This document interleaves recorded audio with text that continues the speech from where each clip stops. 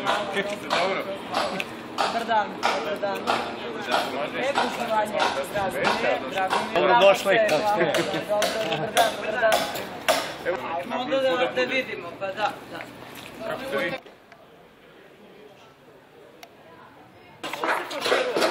Dobar dan.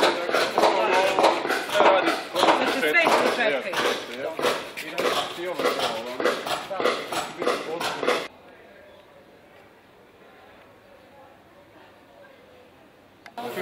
Dobro, a pazite šta ste rekli? Ne, 1. septembra. Konkretan projekat. Jeste.